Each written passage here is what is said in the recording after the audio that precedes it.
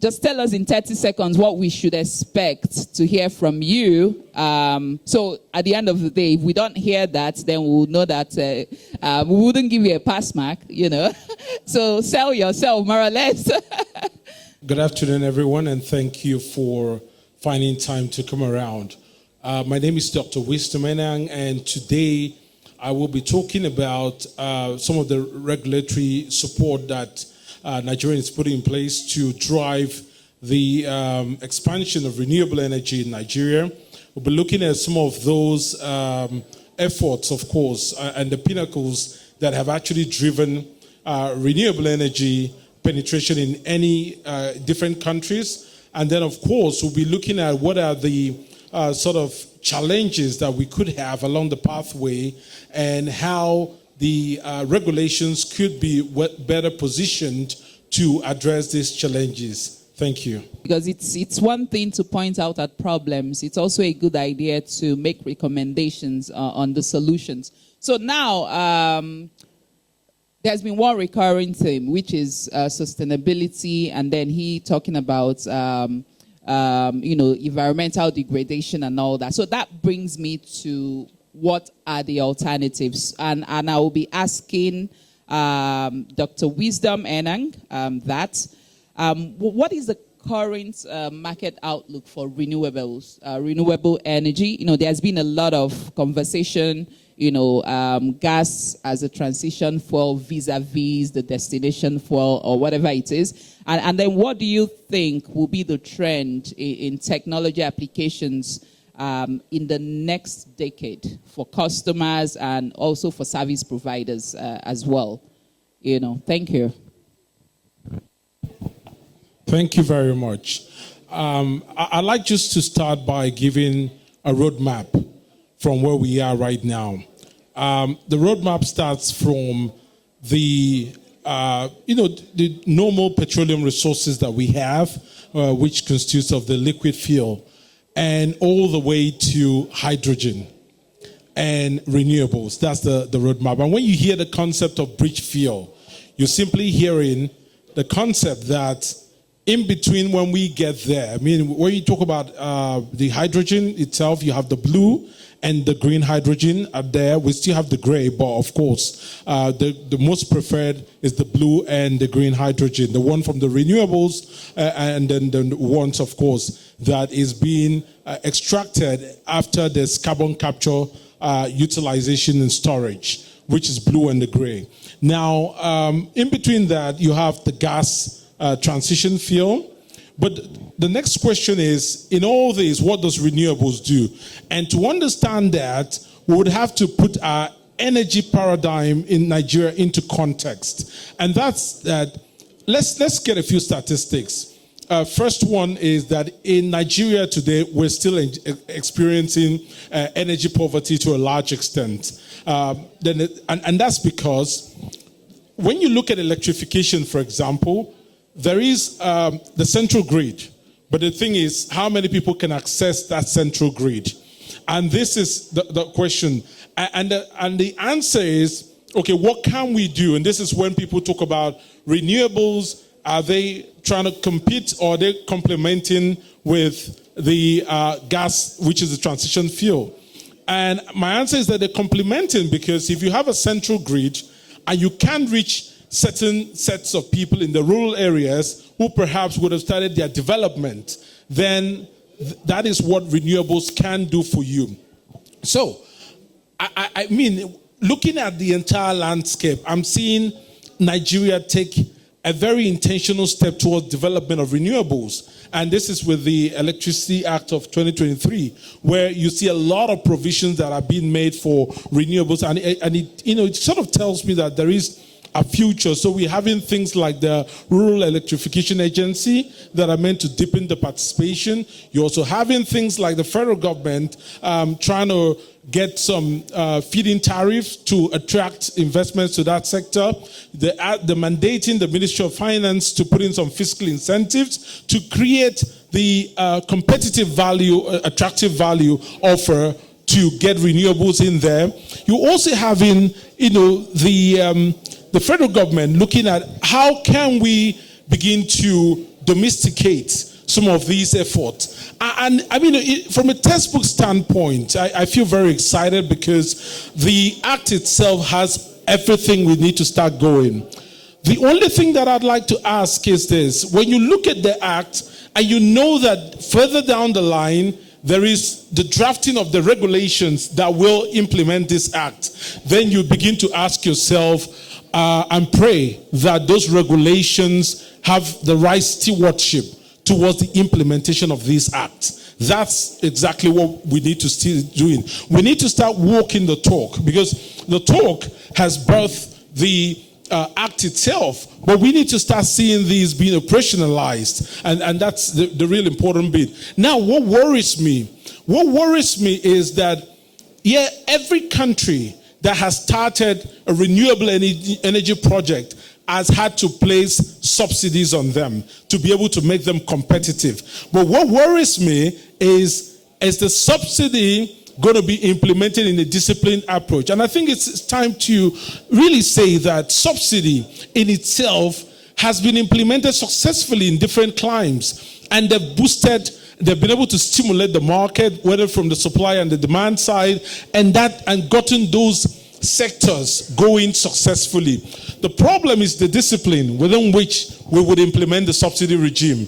Is it going to be subsidy that is going to be for consumption forever, or is it going to be subsidy that we would have a clear key performance indicators that we can steward and understand exactly what productivity element that subsidy brings to the economy? That's one thing. The second thing that comes to mind, especially when we're talking about the amount of products that we're going to be importing from everywhere, is standardization, safety. That is very important. Another thing that worries me is knowledge, key knowledge transfer components, because as long as we keep importing technology, if that is going to be the trend of us importing technology and using it, we are actually going to be at the mercy of those that we're importing from. And should anything happen, whether it would be a political situation that means they place a ban on us, then we would be in trouble. We need to start domesticating. Now, just to end, if you look at what the trend would be, I can tell you without a doubt that because of the increase in petroleum in the fuel price, we've had people come up and begin to adapt. The first adaptation that I've seen in households is I've seen people begin to configure a gas cylinder to power their generators. I've seen that happen.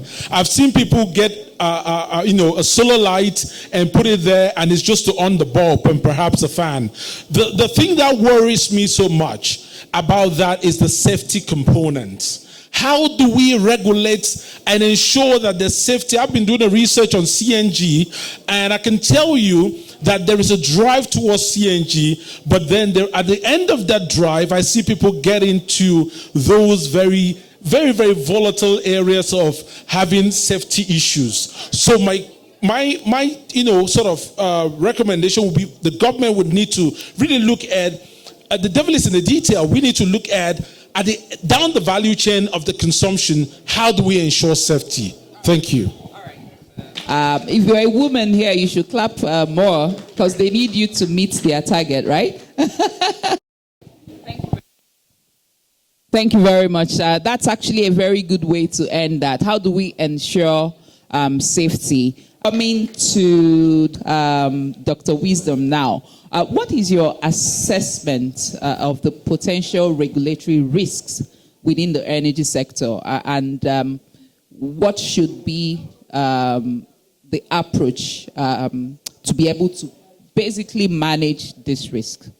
Okay, for me, one of the biggest risks that would have is, as I said before, lack of standardization and get a hand on the safety aspect of things. And it is very important, when you talk about taking ownership. I mean, I've been involved in the UK where we did knowledge transfer sessions for years with university, and that's just trying to make sure that we can have knowledge flow from the research guys onto the guys on the production end, and then some sort of experiential outlook flowing the other way around. And it's very important. So I think to do that, we would need to have regulations that really deepen research and development. It's very key. And we would need to fund that. Because, time and time again, we keep hearing that there is no way we can have a competitive handle of these technologies if we do not implement, if we don't domesticate it. So it's really important for us to leave out the talk on this one. And more so, I think what is going on in the oil and gas, we're hearing conversations, although coming late, about the funding of energy projects. That needs to be key. So when we hear renewable energy, when a few buzzwords come to mind, we're thinking, how do we domesticate the technology? Because let's even look at it. Even if you look at solar, for example, the way the solar would be designed to solve the problem, perhaps in the UK, would be completely different from the way we're solving the problem in Nigeria. So you need to look at optimization of utility value. How do you optimize it? And that means you need to understand how it works. And the drivers of most initiatives starts with the regulatory aspect. So when we're drafting regulations to implement the Electricity Act, looking at specifically the renewable energy sector, deepening that aspect, looking at the safety, we need to start drawing some sort of scenarios and looking at scenario analysis. How do we ensure that it does solve the problem of energy deficiency within the Nigerian sector, and more so in a way that complements the energy that we already have. Let no one be in doubt. The 2050 outlook for the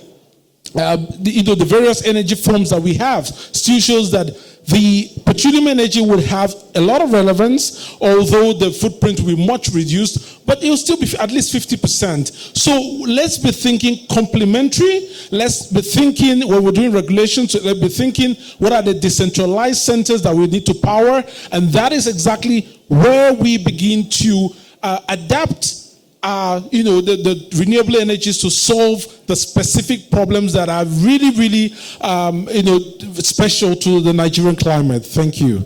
All right. Thank you so much. Thank you. Please, let's keep those hands. Thank you so much. Okay, thank you. This panel session has really been enlightening.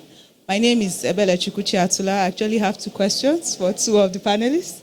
I have for Dr. Wisdom, and then I have for Keside. So for you, you talked about regulations that must exist, especially around HSC. And you also mentioned how we can drive renewable into our energy mix. But we all know that with driving anything, any sort of industrialization, manufacturing, comes with resource use. And with resource use comes end-use waste. And end-use waste means resource depletion. So what can you tell us about some of the regulations around that? Because I haven't seen any.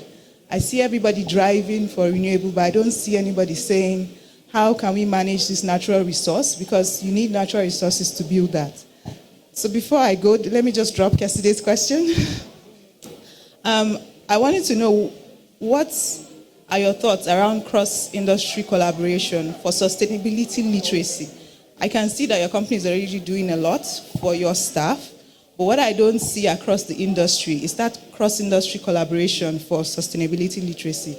I am glad we're approaching it from the point of a non-technical risk, because that's exactly what it is.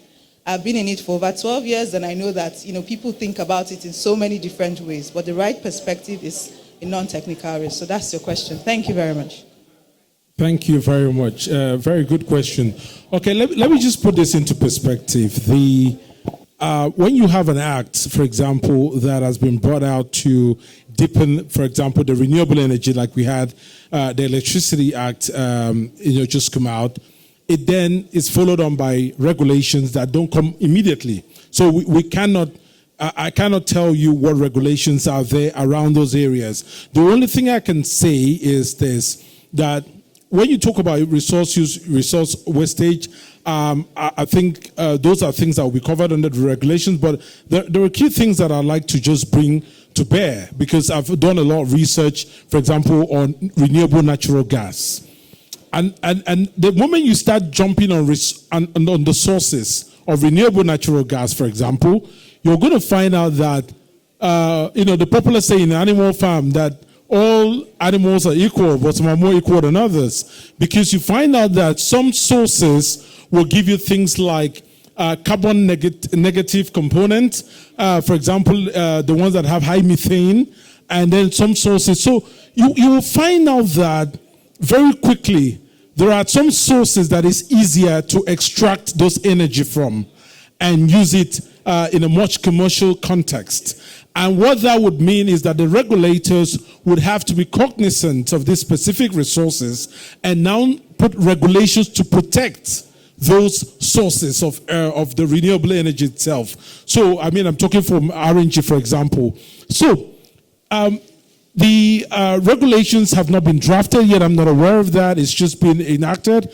But what you would find is that there will be experiential components, lessons learned, including what you're saying, that would drive the terms that will be put on those regulations. And of course, the regulators will be there on the outlook to make sure that if there were any frictional points that are impacting the market play, they will be able to tweak. That's what the regulations are meant to do, to be able to deepen the efforts that the Act is trying to implement and do so in a way that is adaptive and very practical. And I believe that will be captured.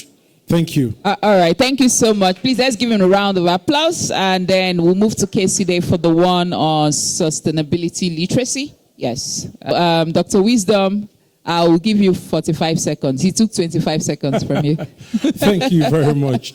Okay, so just talking about renewable energies, I'd like to just state that before now, it was basically driven by we did have the hydro projects, but a lot of the adaptation was driven more like the pricing of alternative fuels are cheaper than the liquid when we're removing fuel subsidy, and people were adapting. But now the Electricity Act actually has a lot of components. So when you're talking about affordability, we're looking at things like tax incentives to help reduce the price. That's what it is bringing to play. When you're talking about availability, you have the Rural Electrification Agency. I believe that is meant to deepen that progress of making sure renewable energy is available to everybody. Then we're also looking at the fact that we've decentralized the contracting approach, and states are allowed to begin to develop their own resources and give it up. So it means your own states can develop renewable energy resources, and even the Electricity Act itself places emphasis to try and make sure right off the bat that every investor is taking majority of their decision making and getting their power from renewable energy. So I see that when that is implemented, it would then change it from being driven from a customer perspective to being driven from a systemic perspective, and that would bring renewable energy to the guys that really need it to complement the energy deficit that we have today. Thank you. All right. Thank you so much. I understand. I'll stand with you. Don't worry. No. You sit down. Let's stand. Please, let's just give them a standing ovation. They have done so well. Thank you very much. Thank you. All right. You feel free to stand now if you want.